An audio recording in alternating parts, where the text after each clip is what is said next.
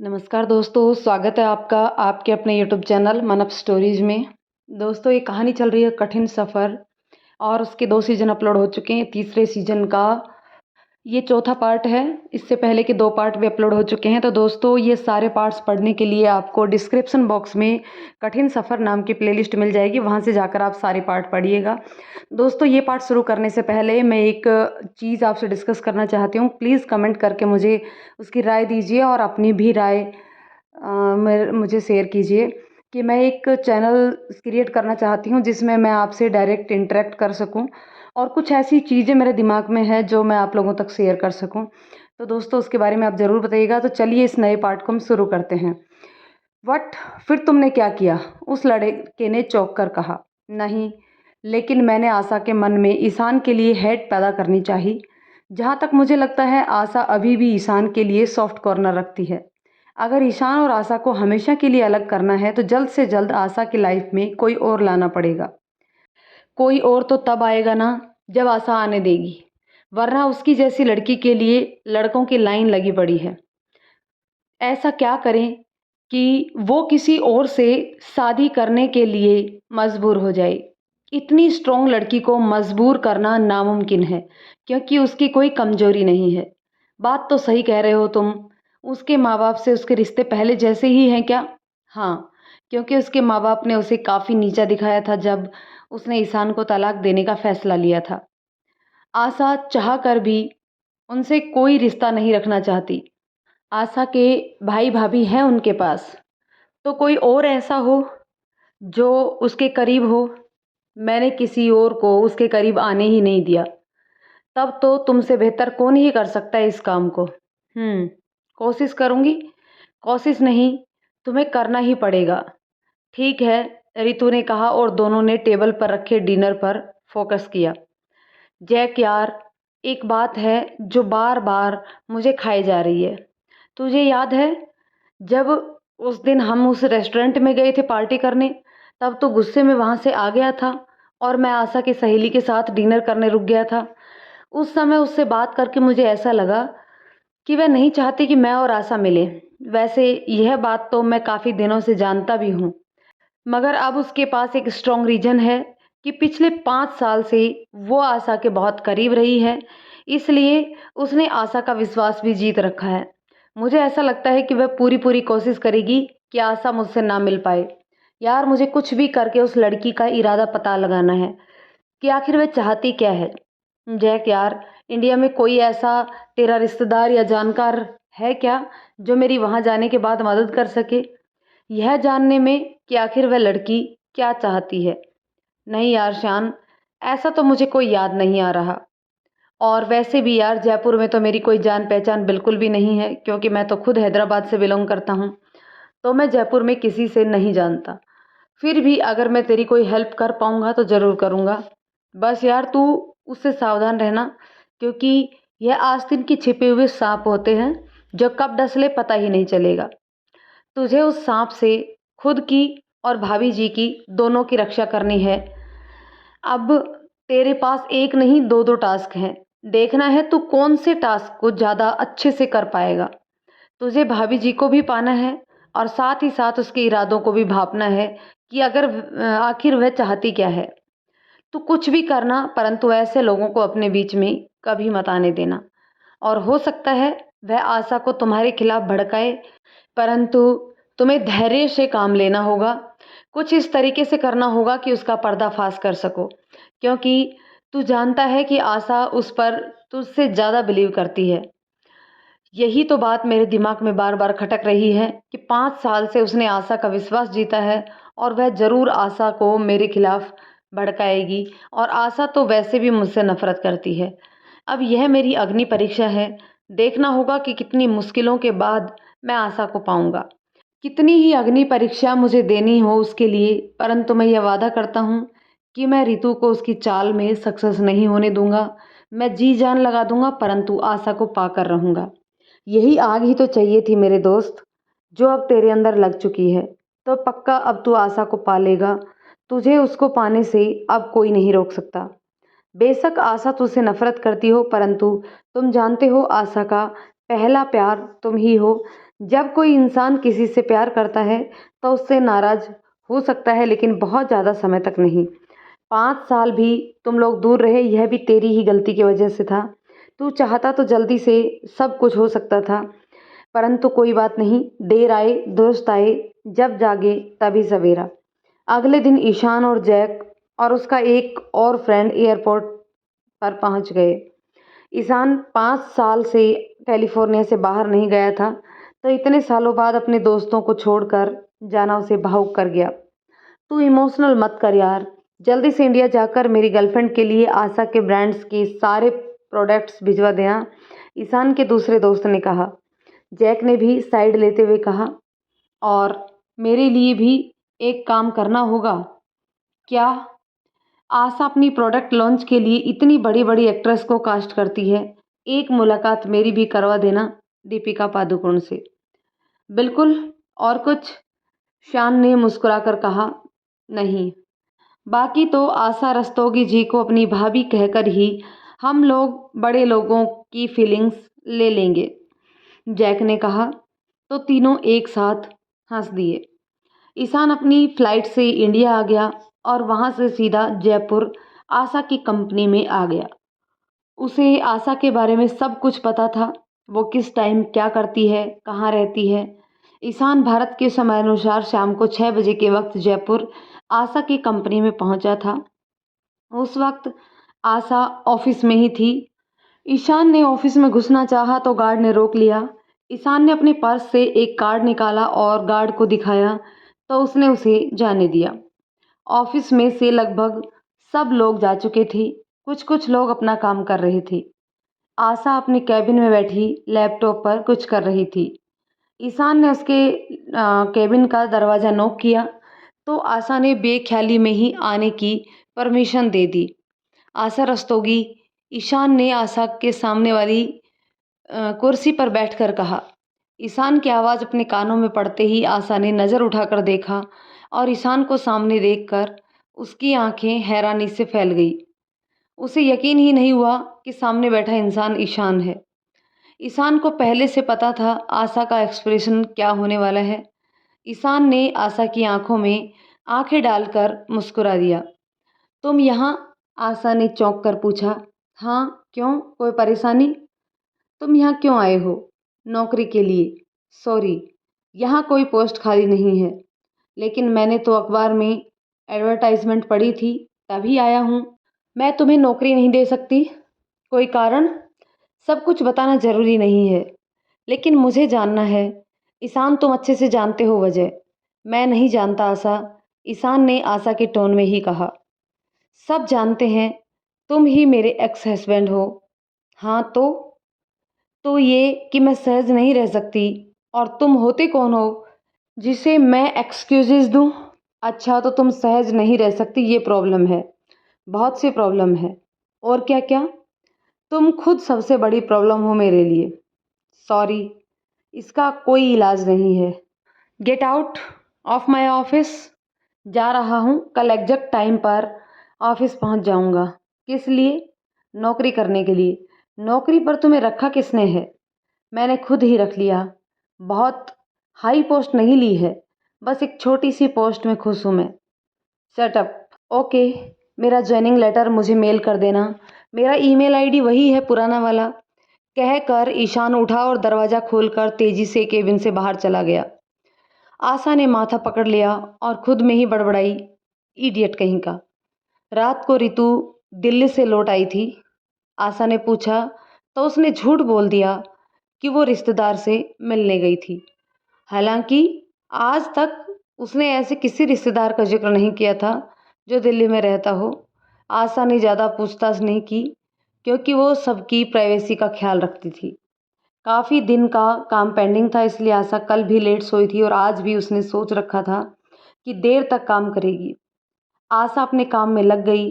रात के करीब 11 बज चुके थे और आशा ने खाना भी नहीं खाया था। आशा अपने काम में मशगूल थी कि उसके फ़ोन का नोटिफिकेशन बजा तो उसका ध्यान उधर गया। आशा ने फ़ोन खोल कर देखा तो ईशान के नंबर से एक टेक्स्ट मैसेज था। खाना खा लो मेम साहब। क्योंकि ईशान ने अपना नंबर नहीं बदला था, और वो पहले से ही आशा के फ़ोन में सेव था। आशा ने इग्नोर किया और फ़ोन साइड में रख दिया। फिर से लैपटॉप पर लग गई। उसे उबासियाँ आने लगी तो उठकर वो किचन में चली गई और अपने लिए चाय बनाने के लिए उसने पतीले में चाय चढ़ा दी और स्लैब से सहारा लेकर खड़ी हो गई। अचानक उसका फ़ोन रिंग होने लगा तो वो तेज कदमों से चलते हुए आशा के फ़ोन के पास गई, लेकिन तब तक फ़ोन कट चुका था। उसने देखा ईशान का कॉल था तो उसने फ़ोन वापस रख दिया और किचन में चली गई। उसने चाय बनाई और मग में लेकर वापस टेबल पर आ गई। उसने चाय का मग साइड में रखा और अपना काम करने लगी। एक बार फिर से ईशान का कॉल आने लगा। आशा ने फ़ोन रिसीव करके कहा, मैं काम कर रही हूँ, तुम्हारी तरह वेली नहीं हूँ, इसलिए प्लीज़। मैं बस इतना कह रहा था कि मेम साहब कि मेरे पास फ़िलहाल ऑफ़िस की ड्रेस नहीं है, तो क्या मैं फॉर्मल कपड़ों में आ सकता हूँ? Ishaan please stop it, don't irritate me, Asha ने गुस्से में कहा। मैंने सिर्फ पूछा है, सॉरी अगर मैंने परेशान किया हो तो। मैंने साउथ की मूवीज़ में देखा है, अगर हीरो कॉल करता है तो हीरोइन उसको ऐसे डांट नहीं मारती। और तुम्हें ऐसा किसने कहा कि तुम हीरो हो? राइटर साहिबा ने। हद होती है, मतलब तुम अच्छे से जानते हो कि मैं कितनी बिजी हूँ, इतने दिनों बाद कैलिफोर्निया से लौटी हूँ, तो मुझे कितना काम करना होगा। जानता हूँ, इसीलिए तो कॉल किया है, तुम्हें छोटा सा ब्रेक देने के लिए। थैंक यू मेरे बारे में इतना सोचने के लिए, लेकिन मुझे इसकी ज़रूरत नहीं है। ऐसा कैसे ज़रूरत नहीं है? तुम फ़ोन रखो, वरना मुझसे बुरा कोई नहीं होगा। वो तो वैसे भी कोई नहीं है, ईशान ने हंसकर कहा। आशा ने चिढ़कर फ़ोन काट दिया तो ईशान के होठों पर मुस्कान आ गई और उसने फिर से कॉल करके आशा को परेशान नहीं किया। अगले दिन सुबह एग्जैक्ट 9 बजे ईशान ऑफिस में पहुंच गया। सब उसे देखकर हैरान थे, क्योंकि यहाँ ऐसा नहीं था कि कोई भी कभी भी आ जाता था। जहाँ जॉब के लिए कई सारे प्रोसेस से गुजरना पड़ता था। जब भी कभी कोई नया एम्प्लॉय ज्वाइन करता था तो आशा सबसे पहले इंट्रोड्यूस करवाती थी उसे। कोई भी एम्प्लॉय यूं डायरेक्ट आकर ज्वाइन नहीं करता था।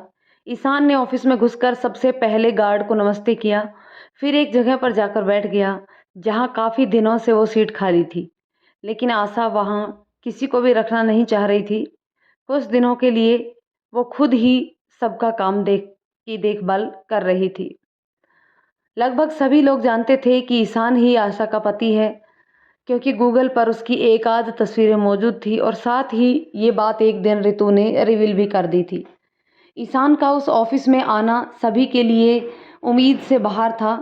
जब से ये कंपनी शुरू हुई है तब से एक बार भी ईशान को वहाँ नहीं देखा गया और ना ही आशा ने ईशान का कभी कोई भी जिक्र किया था। ईशान सबकी नज़रों से अच्छी तरह से वाकिफ़ था कि हर कोई उसे सवालिया निगाहों से देख रहा था। ईशान ने किसी पर भी ध्यान नहीं दिया और अपने कंप्यूटर पर काम करने लग गया। जब ईशान ने किसी को कोई भाव नहीं दिया तो सब अपना अपना काम करने लगे और खुद में ही बातें करने लगे। सब अपनी अपनी तरफ से संभावनाएं बता रहे थे। कोई कह रहा था कि दोनों पति पत्नी फिर से एक हो गए हैं, तो कोई कह रहा था किसान खुद वापस आया है आशा के पास इतना पैसा होने के बाद। पर किसी को भी सच नहीं पता था। कुछ देर बाद रितु ऑफिस में आई और उसकी नज़र ईशान पर पड़ी।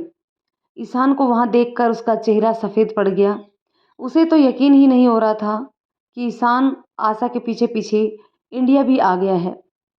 रितु ईशान के पास गई और तेज आवाज़ में चिल्लाकर बोली, तुम कौन हो और बिना इजाज़त और आईडी कार्ड के कंपनी के अंदर कैसे आए?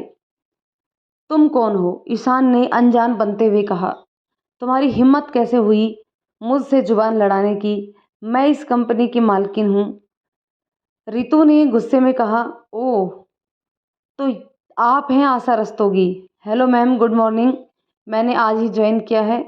ईशान ने चेहरे पर झूठी मुस्कान लाकर अपने हाथों को आगे कर दिया। मैं आशा नहीं बल्कि रितु हूँ, रितु ने गुस्से में पैर पटकते हुए कहा। ओफो, पहले बताना था। मेरे शब्द वापस दो, मैं फ्री में किसी को रिस्पेक्ट नहीं देता और रितु नाम की लड़कियों को तो बिल्कुल भी नहीं। ईशान ने फुल एटीट्यूड में जवाब दिया और अपनी कुर्सी पर बैठ गया। रितु की पहली बार किसी ने सबके सामने इंसल्ट की थी, वरना सब कोई उसे आशा के समान ही मानता था और उतना ही इज्जत भी देता था। रितु अब और बेइज्जती नहीं करवाना चाहती थी, इसलिए वो वहाँ से चली गई और उसने आशा को कॉल लगा दिया। हेलो, हाँ रितु, इतनी सुबह सुबह क्यों कॉल किया? मैं कल लेट सोई थी तो मेरी नींद पूरी नहीं हुई है। आशा ने फ़ोन उठाकर ऊँधी आवाज़ में कहा। आशा, यहाँ ईशान जयपुर वाले ऑफिस में आ गया और बहुत बदतमीजी कर रहा है। रितु गुस्से में थी। आशा काफ़ी गहरी नींद में थी और वो ईशान को अच्छे से जानती भी थी, इसलिए उसने बात ख़त्म करने के लिए कहा, वो जो कर रहा है उसे करने दो। जब मैं नीचे आऊँगी तब देख लूँगी उसे, तुम उससे थोड़ा दूर ही रहना। रितु को आशा से ऐसे जवाब की उम्मीद नहीं थी। उसने आशा की बात का कोई जवाब नहीं दिया और गुस्से में फ़ोन काट दिया। ईशान को पहले से पता था रितु कुछ ऐसा ही करने वाली है, लेकिन फिर भी उसने कुछ रिएक्ट नहीं किया और चुपचाप बस अपना काम करता रहा। रितु ऑफिस से बाहर निकल गई और सड़क पर चलते हुए उसने किसी को कॉल किया। हाँ, बोलो रितु। रितु के बच्चे, वो ईशान और शान इंडिया आ पहुंचा है और वो भी सीधा कंपनी के ऑफिस में। फिक्र की कोई बात नहीं है, आशा से उसकी शिकायत करो और जल्द से उसे ऑफिस से बाहर फेंकवा दो। आशा को मैंने कहा, लेकिन शायद इस उस पर ईशान का जादू असर कर रहा है और वो मेरी कोई भी बात नहीं सुन रही है। उल्टा उसने मुझे कहा कि मैं ईशान से दूर ही रहूं। ठीक है, मैं ही कुछ करता हूँ उसका? नहीं, तुम कुछ नहीं करोगे चेतन। अब ईशान आशा की नज़रों में है तो उसे कुछ भी हुआ तो आशा बाल की खाल तक उखाड़ लेगी। अगर तुम्हारा नाम आया तो मैं भी फंस जाऊंगी। तो फिर क्या किया जाए उस ईशान का? हमें उसे बहुत ही सॉफ्टली हैंडल करना होगा। कैसे? मैं उससे बहुत ही प्यार से बात करूंगी और उससे दोस्ती करके उसे साइड कर दूंगी। सपना तो अच्छा है, लेकिन वो तुम्हें अपने आसपास भी नहीं फटकने देगा। तो फिर क्या करें उसका? तुम शांत रहो, मैं कुछ बेहतर प्लान सोचता हूँ जिससे कि वो भी रास्ते से हट जाए और आशा को तुम पर कोई शक भी ना हो। जो भी करना है उसके पैचअप से पहले करना होगा। एक बार आशा ने उसे माफ़ कर दिया तो उन दोनों को अलग करना नामुमकिन होगा। डार्लिंग, तुम इतनी चिंता मत करो, मैं नामुमकिन को भी मुमकिन बना सकता हूँ।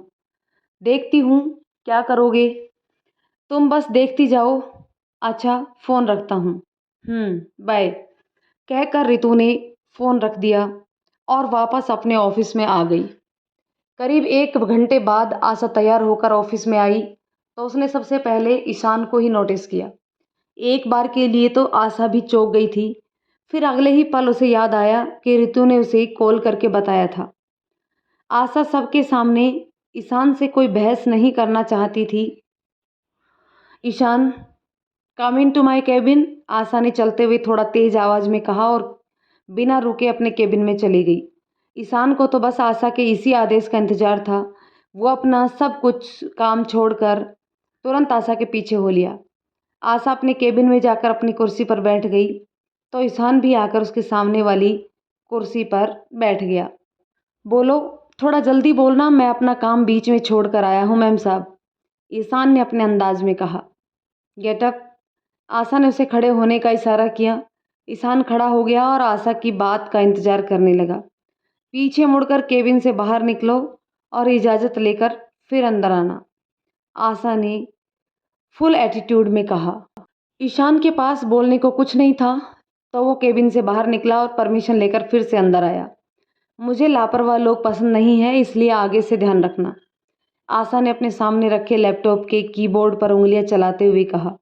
जी मैम साहब, ईशान ने झुक कर कहा और कुर्सी पर बैठ गया। स्टैंड अप नाउ, आशा ने बिना उसकी तरफ देखे हल्की कड़क आवाज़ में कहा तो ईशान खड़ा हो गया। अब तक ईशान समझ चुका था आशा ने उसे क्यों खड़ा किया। ईशान ने गर्दन झुकाकर कहा, may I sit ma'am? Any health issue? No? Then no need, sorry. Ma'am, आपने बुलाया था? ईशान आशा का ऑर्डर लेकर वापस अपनी जगह पर जाना चाहता था। क्या तुम जानते हो जो पोस्ट तुमने अपने लिए चुनी है उस पर कैसे काम करना है और क्या काम करना है? या देन प्लीज़ टेल मी, आपका ज्ञान मुझे मेरी कंपनी को बेहतर बनाने में मदद करेगा। मेरा मतलब है कि मुझे थोड़ा बहुत पता है। थोड़ा बहुत से इतनी बड़ी कंपनी नहीं चलती। मैं सीख लूँगा धीरे धीरे। पहले सीख लीजिए, उसके बाद आप जॉब ज्वाइन कर सकते हैं। लेकिन मैं अभी भी उस पोस्ट पर काम हैंडल कर सकता हूँ। Rule is rule, I don't change my rule for peoples. Okay, मुझे बस इतना बताइए आपकी रूल बुक कहाँ है? कोई ख़ास मकसद? हाँ, उस रूल बुक में से मैं सर्दियों में अंगीठी जलाऊँगा। Enough, get out my cabin now. Get out के अलावा कुछ और नहीं सीखा क्या इन 5 सालों में? ईशान अपने मन में बोला, फिर झूठी मुस्कान के साथ आशा की तरफ देखकर बोला, ma'am, I will join from tomorrow. मैं आज ही सब सीख लूँगा। अगर कर पाओगे तो ज़रूर आ जाना, आशा ने कहा और वो अपने कामों में लग गई। तो दोस्तों, इस पार्ट को हम यहीं पे स्टॉप करते हैं। मिलते हैं एक नेक्स्ट पार्ट में, जानते हैं आगे क्या होता है। तब तक के लिए दोस्तों कमेंट करके बताइएगा कि ये कहानी आपको कैसी लग रही है। यदि ये कहानी आपको पसंद आए तो कहानी को लाइक करें और शेयर करें। चैनल पर नए हैं तो प्लीज़ चैनल को सब्सक्राइब ज़रूर कर लें। धन्यवाद दोस्तों।